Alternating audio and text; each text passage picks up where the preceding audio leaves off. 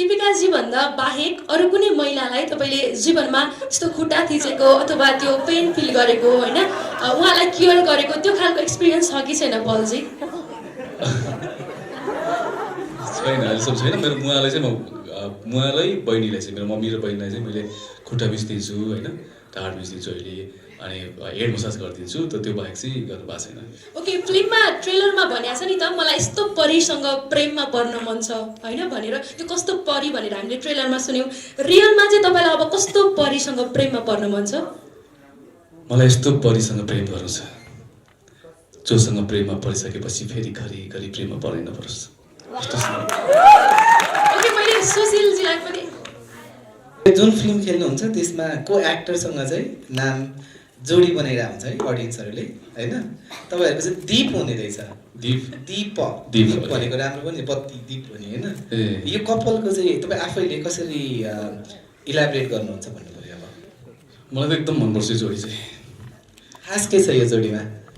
यसमा एकदमै जोय भन्ने क्यारेक्टर चाहिँ आर्यसँग अति नै मायामा छ होइन। एकदमै उसलाई देखिने बित्तिकै उसको दिन रात जहिले पनि आर्य बाहेक कोही छैन, न बच्चा छ न बुढा छ होइन।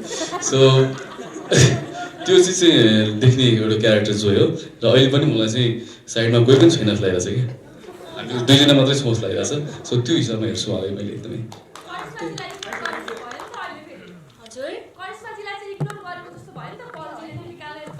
छैन मलाई सुन्नुभयो पऱ्यो। ए होइन छैन, मेरो छ त है।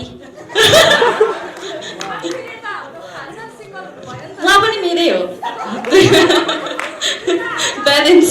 र यो अलिकति बिहेसँग सम्बन्धित भएको भएर करिश्मालाई त कङ्ग्रेचुलेसन्स है। हजुर, थ्याङ्क यू। किन? भ्यालेन्टाइन्स डे रहेछ, आई थिङ्क तपाईँ रिलेसनसिपमा हुनुहुन्छ? हजुर छैन नि। छैन तपाईँले होइन त भनेर भन्नुभयो, तर तपाईँसँग साथमा मायावी पनि आउनु भएको थियो साथमा है। तपाईँले त भ्यालेन्टाइन्स डे पनि चलिरहेछ, मायावी पनि चलिरहेछ। अर्को वर्ष तपाईँको पनि मेरो खुट्टा उहाँले मसाज गरिदिनु भएको थियो भनेर सुन्न पाउने अवसर पाउँछ कि पाउँदैन सुनौँ न त। पाउन नै सक्नुहुन्छ, तर अहिलेलाई चाहिँ हुनुहुन्न। अहिले हुनुहुन्न। के भन्ने कि यहाँ हुनुहुन्न,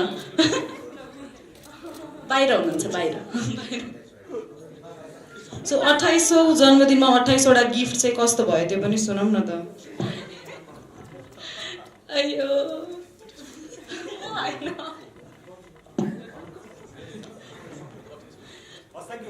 हजुर थ्याङ्क यू।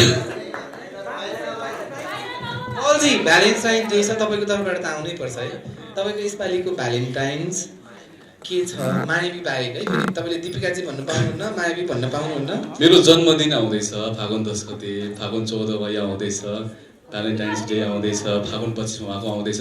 सम्पूर्ण चाहिँ अब यो सबै सेलिब्रेसन हामीले चाहिँ फागुन 14 मा गर्नेछौँ। मेरो जन्मदिन पनि हामी सायद म रोल्पामा हुन्छु होला, तपाईँसँग बसेर चाहिँ केक काट्नु मन थियो होइन। रोल्पामा म अर्को सुटिङमा हुनेछु र अब हामी रेड कार्पेट प्रिमियरमा भेट्नेछौँ र त्यसपछि तपाईँहरू फिडब्याक लिनेछौँ। Thank you. र एडभान्समा ह्याप्पी बर्थडे।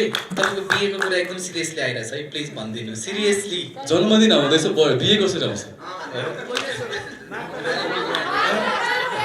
ल पहिले तपाईँले सोध्छु, मैले मात्र कटिसक्यो, माघमा आउँछ भने तपाईँहरूले फागुनमा बिहेको यति हुने नभएको कुरा हो सर, नभएको कुरा हो। म हुने भएपछि तपाईँले भनिहाल्छु। तपाईँलाई बेहुली पनि सार्वजनिक भएको छ, त्यो सत्य हो कि हुनेवाला? मलाई केही पनि थाहा छैन यो कुराहरू, थाहा नभएको कुराहरू चाहिँ। Anyways, thank you so much. Happy Valentine's Day. Yeah, you too. Thank you. धन्यवाद। Thank you so much. Massage पनि गर्नुभयो भनेर थोरै सुन्यौँ हामीले होइन। कतिको फिल गर्नुभयो तपाईँ आफैले चाहिँ त्यो पीडालाई? त्यो देखिन्थ्यो, फिल गर्नुभन्दा नि त्यो पीडा देखिन्थ्यो। सो त्यो पीडा देख्यौँ हामीले। एभ्रिडे त्यो फेस स्वेलिङ भइरहेछ होइन, मलाई बोल्न गाह्रो भइरहेछ, हिँड्न गाह्रो भइरहेछ, रोमान्टिक गीतमा सुटिङ गरिरहेछौँ, रोइरहेछौँ होइन। सो त्यो देखाएको थियो हामीले। 3 महिनाको बेबी होइन ग्रो भइरहेछ, हामी सक्दासम्म 6 महिनासम्म भइसकेको थियो। लास्ट सुटिङ गर्दा 6 महिनाको बेबी पनि हुनुहुन्थ्यो। सो अनि हुनुहुन्थ्यो भने उसले बाबुलाई बाबु पनि एकदमै राम्रो छन् सो त्यही हो मैले फिल गरेँ अनि महसुस गरेँ मजाले उहाँलाई चाहिँ हामीले होल टिम बसेर चाहिँ एभ्रिडे टेक केयर गर्थ्यो हामीले सो यही नै हो मायावी चाहिँ मलाई लाग्छ तपाईँले त्यो पलपछि गरेको फिल्म हो होइन तपाईँलाई खुसी दिएको पल जस्तो लाग्छ मायावी फिल्म अलिक फ्ल्यासब्याकमा फर्क्यौँ न तपाईँलाई मलाई लाग्छ त्यतिखेर धेरै मान्छेहरू दोमन पनि थियो होला पल चाहना फिल्ममा लिने नलिने होइन अथवा तपाईँ पनि खेल्ने नखेल्ने भन्ने थियो होला दिवाकर दाईले मलाई लाग्छ त्यतिखेर तपाईँलाई एक खालको खुसी पनि दिनुभयो हिम्मत पनि गर्नुभयो जस्तो लाग्छ अलिकति फ्ल्यासब्याकमा कसरी फर्किनुहुन्छ फ्ल्यासब्याकमा पुग्दा चाहिँ फेरि हामी 7 वर्ष अगाडि पुग्छौँ होइन 7 वर्ष अगाडि मायावी चलचित्र चाहिँ हामी गर्दैछौँ भनेर यसको नाम चाहिँ अर्कै थियो होइन तिमीसँगै हुने मन छ भन्ने मुभी थियो होइन यो नाम चाहिँ स्क्रिप्ट यही नै हो र दिपिका अनि दिवाकर भट्टराई दाई हामी सब भेटेको चाहिँ अंशु दिदीले भेटेको 7 वर्ष अगाडि र पछि अब के भयो कस्तो भयो होइन अब त्यस्तै आयो र पछि फेरि ब्याक टु फेरि हामी त्यही स्क्रिप्ट र त्यही टिम चाहिँ आउनुभयो मसँग पल जोय भन्ने क्यारेक्टर तिमीमै देखेँ हामीले भन्नुभयो र त्यो क्यारेक्टर चाहिँ तिमीले मात्रै निभाउन सक्छ जस्तो लाग्यो हामीलाई सो काम गरौँ भन्नुभयो र हजुरले भने जस्तै थियो होला दोमन थियो होला तर मलाई चाहिँ त्यो फिल भएको थिएन कि सायद म फेरि आउँछु अनि काम गर्छु भन्ने थियो तर कति कुराहरू चाहिँ पछि सुन्दै जाँदाखेरि चाहिँ कतिको दोमन रहेछ भएको रहेछ त्यो हुनु पनि एउटा उहाँहरूको तर्फबाट ठिक होला तर काम गर्दै जाँदाखेरि चाहिँ त्यो बेला म पोखरामा अनुपराल सरसँग चाहिँ मेरो मेथड एक्टिङको कोर्स गर्दै थिएँ र त्यो बेला हाम्रो करण सिंहजी हुनुहुन्छ प्रोडक्सन उहाँले चाहिँ लप्पलजी हामी काम गरौँ देवार भट्टराईको काम छ कुन प्रोजेक्ट हो करणजी भने मैले अनि यस्तो यस्तो भनेको त त्यो पहिलाको ओके त्यही गरौँ नि त ठिक छ मलाई एकदम मन परेको थियो स्क्रिप्ट एकदमै मन परेको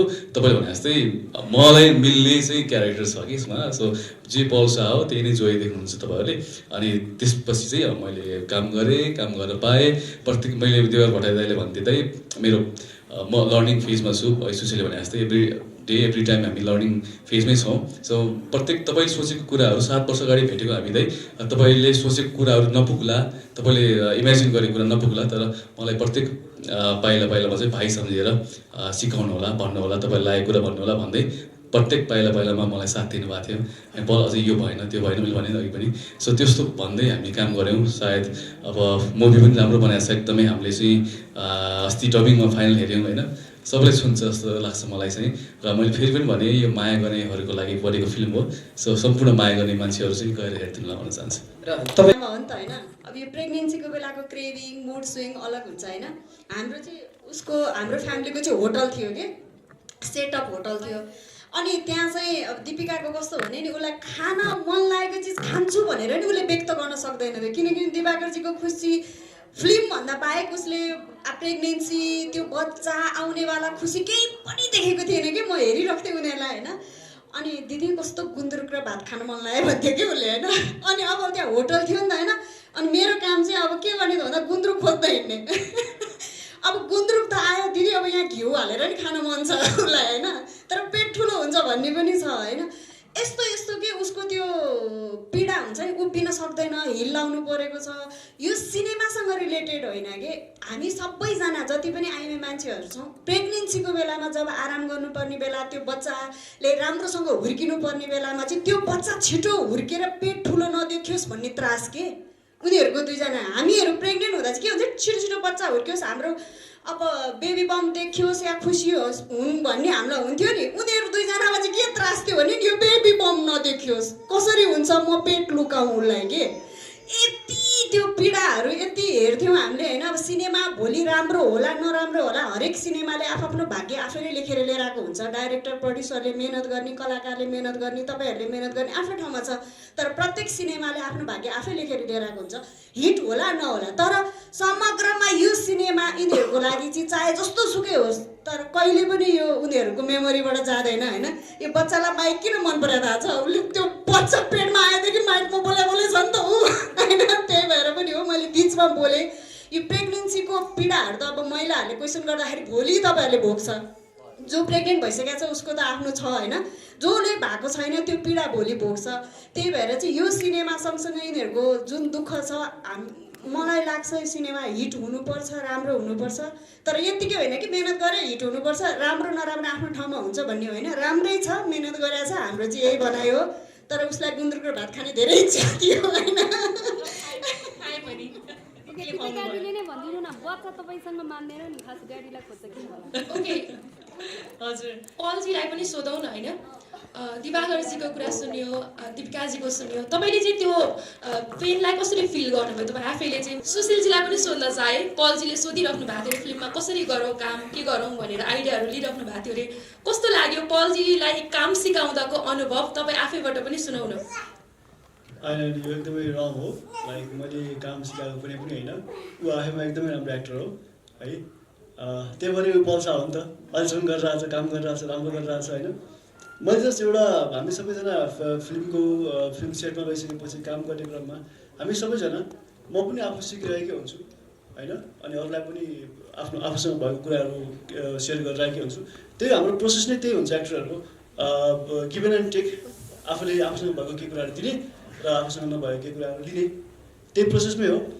र त्यही रमाइलो भयो सबैसँग काम गर्न पाउँदाखेरि होइन सबैले सबै कुरा सुनिसक्नुभयो त्यही भएर एकदमै खुसी लाग्छ यो फिल्ममा काम गर्न पाउँदा र स्पेसली हाम्रो दिपिकाजीसँग र सबैले भनिसकेको भएर चाहिँ मैले अब के भन्ने शब्द नै रहेन सबैले एकदम धेरै मेहनत गर्नुभएको छ थ्याङ्क यू सो मेरो क्वेसन चाहिँ दिवाकर सरलाई यो चाहिँ हजुरले जुन स्टोरी लेख्दाखेरि अघि भन्नुभएको थियो नि मैले दिपिकाजीलाई सोची चाहिँ लेखेको हो यो स्टोरी भनेर त्यसै गरेर मेल क्यारेक्टरमा चाहिँ कसलाई सोची लेख्नु भएको थियो हजुरले स्टोरी लेख्दाखेरि अनि आफै चाहिँ त्यो फ्रेममा नहुँदाखेरि पनि कस्तो फिल हुँदो रहेछ कतै आफैलाई राख्नु भएको थियो कि अरू मेल क्यारेक्टरमा चाहिँ कसलाई सम्झ मेल क्यारेक्टरमा चाहिँ जोय भन्ने पात्र छ जयराम कार्की जो चाहिँ पल्सा फर्स्ट चोइस पल्सा नै हुनुहुन्थ्यो अन्ति पनि उहाँले हुनुभयो धेरै चेन्जेसहरू आयो तपाईँलाई थाहा छ यसको बारेमा न्युजलाई 4वटा त एक्टर चेन्जकै न्युज आयो होला सो फर्स्टमै हाम्रो पल्सा नै हुनुहुन्थ्यो जो जयराम कार्की हुनुहुन्छ त्यो जयराम कार्की भन्ने मात्र पात्र थियो मेरो दिमागमा डेफिनेटली आर्य भन्ने क्यारेक्टरलाई दिपिका प्रसाई नै हुनुहुन्थ्यो उहाँ नै हुनुहुन्छ हेलो पलजी ल कङ्ग्रेचुलेसन्स है फाइनल्ली तपाईँले खेल्नुपर्ने फिल्म चाहिँ आयो जस्तो लाग्यो मायावीको ट्रेलर सबैको रेस्पोन्स त्यही नै छ अब आज एकदम पलजीको मात्रै कुरा सुन्नुपर्छ होला किनभने यसपछि तपाईँ आई थिङ्क प्रमोसनको लागि हुनुहुन्न है छु होला तर हुनसक्छु अब प्रत्यक्ष यहाँ तपाईँहरूसँग चाहिँ भेट्न नपाउला तर सेटबाट भयो भने हामी इन्टरभ्यू गर्नेछौँ त्यही त तपाईँ मुभी प्रमोसनमा एकदम ज्यान दिएर लाग्ने मान्छे यसमा अलिकति भनेको पहिलाको फिल्महरूमा जति हुनुहुन्थ्यो यसमा नहुने सम्भावना धेरै रहेछ कतिको मिस गर्नुहुन्छ होला कसरी म्यानेज गर्नुहुन्छ मैले हजुरलाई मिडियालाई चाहिँ मिस गर्नेछु होइन मिडियाहरूलाई चाहिँ मिस गर्नेछु तर मैले आफ्नो साइडदेखि गर्ने एभ्रिडे मैले चाहिँ बिहानदेखि बेलुकासम्म प्रमोसन गरिरहेको छु गर्नेछु पनि